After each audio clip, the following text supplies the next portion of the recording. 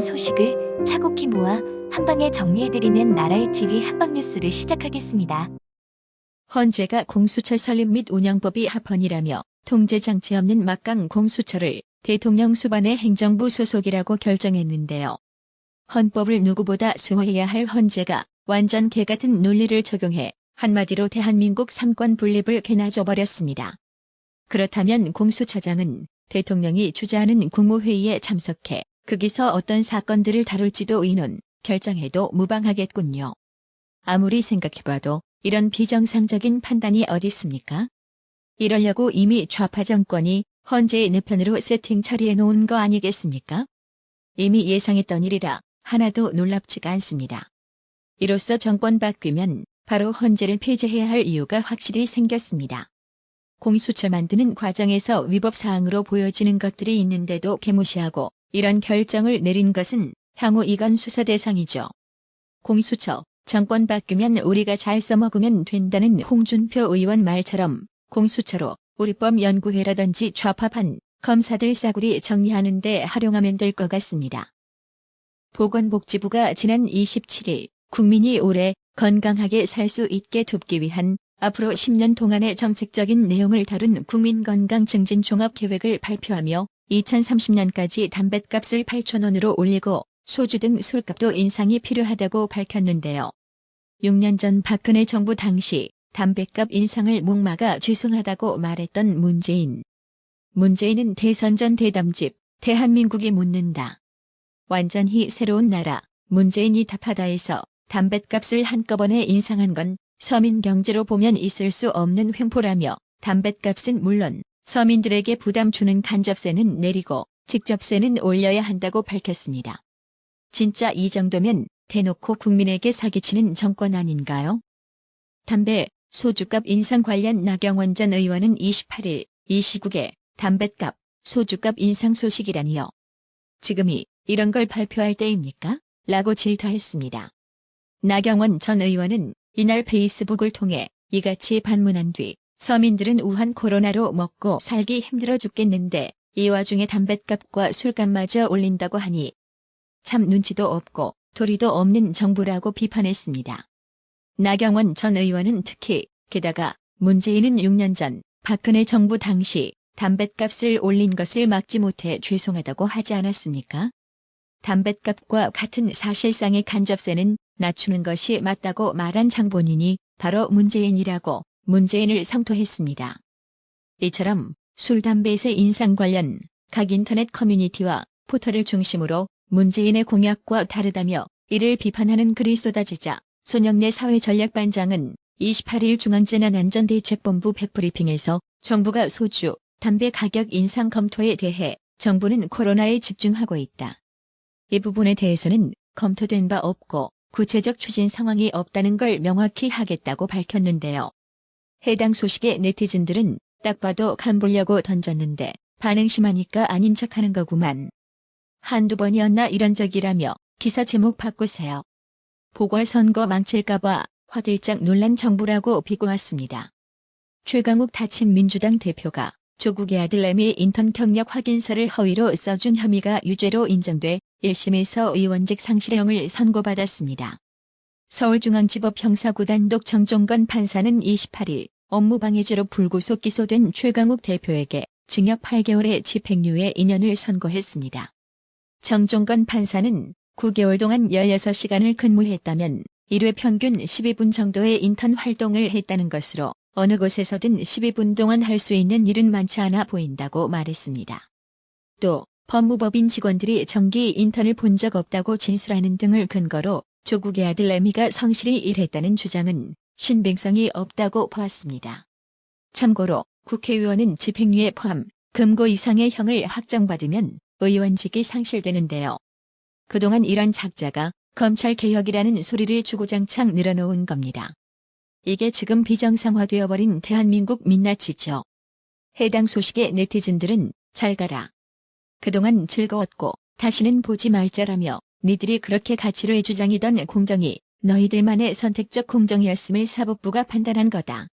자기 정권 적폐 청산에서 다시 조사받고 그 대가를 치르라고 일침을 가했습니다. 그런데 최강욱의 검찰 기소건은 조국 아들내미 인턴 확인서 허위 발급뿐만이 아니죠. 최강욱 다친 민주당 대표가 채널A 사건과 관련해 허위 사실을 유포해 채널A 기자의 명예를 훼손한 혐의로 26일 불구속 기소된 것으로 27일 알려졌습니다. 조선일보 기사에 따르면 서울중앙지검 형사 1부는 26일 채널A 사건에서 채널A 기자 관련한 허위 사실을 유포한 혐의, 즉 명예훼손으로 최강욱 대표를 26일 불구속 기소한 것으로 전해졌습니다. 최강욱 대표는 작년 4월 자기 페이스북에 편지와 녹취록상 채널A 기자 발언 유지라는 제목의 글을 올렸습니다. 최강욱 대표는 이 글에서 당시 채널A 이모 기자가 이철전 밸류 인베스트 코리아 대표에게 사실이 아니라도 좋다. 당신이 살려면 유시민 노무현 재단 이사장에게 돈을 줬다고 해라. 그러면 그것으로 끝이다라고 말했다고 주장했습니다. 그러나 채널A 기자가 수감 중인 이철전 대표에게 보낸 편지 등에는 이 같은 내용이 없었습니다. 이에 법치주의 바로 세우기 행동연대는 작년 4월 중순 최강욱 대표가 소셜미디어를 통해 허위 사실을 적시해 채널A 기자의 명예를 훼손했다며 최강욱을 서울중앙지검에 고발한 바 있습니다. 검찰은 이후 9개월 만에 이 혐의로 최강욱 대표를 재판에 넘긴 것입니다. 한겨레 현장 기자 40여 명이 자사 법조 보도가 데스크 주도로 정권 편향적으로 작성되고 있다고 비판했습니다. 이들은 수차례 문제 제기를 했지만 개선된 게 없었다며 사회부 데스크와 국장단에 사과와 재발 방지책을 요구했습니다. 한겨레 데스크는 조만간 토론 자리가 마련될 것이라고 밝혔습니다. 한겨레 기자 41명은 26일 한겨레 편집국 국부장단에게 이메일로 보낸 성명에서 성역 없이 비판의 갈라를 세웠던 한겨레는 조국 사태 이후 권력을 검증하고 비판하는데 점점 무뎌지고 있다며 국장단의 어설픈 감싸기와 모호한 판단으로 좋은 저널리즘의 가치가 훼손되고 있다고 밝혔습니다.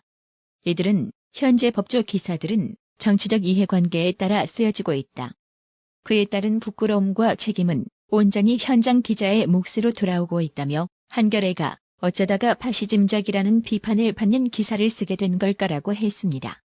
이어 이해관계를 떠나 틀린 건 틀렸다고 비판하고 의혹이 있으면 적극적으로 취재해야 한다며 데스크에서 구체적인 정황이나 물증 없이 한쪽 편을 드는 기사를 현장에 요구하며 설명하는 게 소통이 아니다라고 했습니다. 한겨레 현장 기자들이 데스크가 친정부 법조 기사를 강요했다고 비판하는 성명서를 발표한 것과 관련 국민의힘이 28일 추미애 검언 유착의 실체가 드러났다며 청문회 추진 방침을 밝히는 등 총공세에 나섰습니다. 주호영 국민의힘 원내대표는 이날 오전 국회에서 열린 비대위회의에서 한겨레 신문 기자들의 양심 선언이 참으로 놀랍다고 법무부 기관지 추미애 나팔수라는 비아냥을 듣고 싶지 않다는 일선 기자의 용기에 비로소 추미애의 검언 유착 의혹이 한꺼풀 벗겨지고 있다고 반색했습니다. 그러면서 한겨레 신문은 김학의 출국 금지 상황이 벌어지기 20분 전 이를 특종 보도해 검언 유착 논란에 휩싸였다.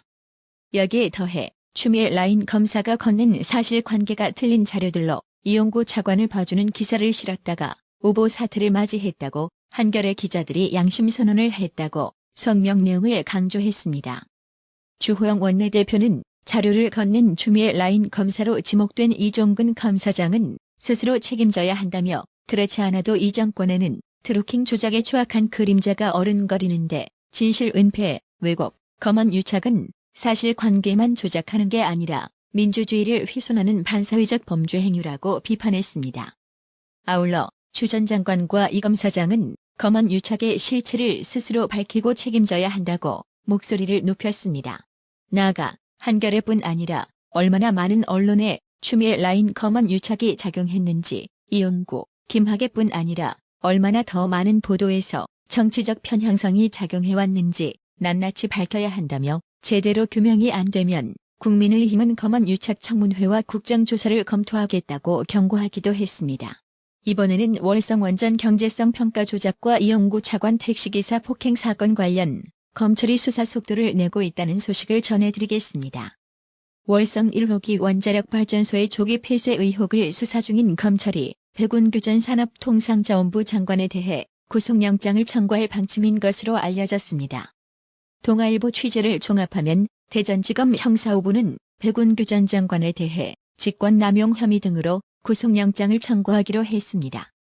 백운규 전 장관은 검찰 조사에서 2018년 4월 3일 산업부 원전산업정책과의 정무과장에게 월성 1호기 조기 폐쇄와 즉시 가동 중단을 지시한 사실은 있지만 정상적인 정책 집행이었다는 취지로 진술한 것으로 전해졌습니다. 검찰은 원전 이용률과 단가 산정 기준 등이 담긴 산업부 내부 태스크포스팀의 보고서가 청와대에 보고됐을 가능성도 수사하고 있습니다. 원전산업정책과 정 과장은 감사원과 검찰에서 보고서를 청와대 산업정책비서관실에 보낸 것으로 알고 있다고 했습니다.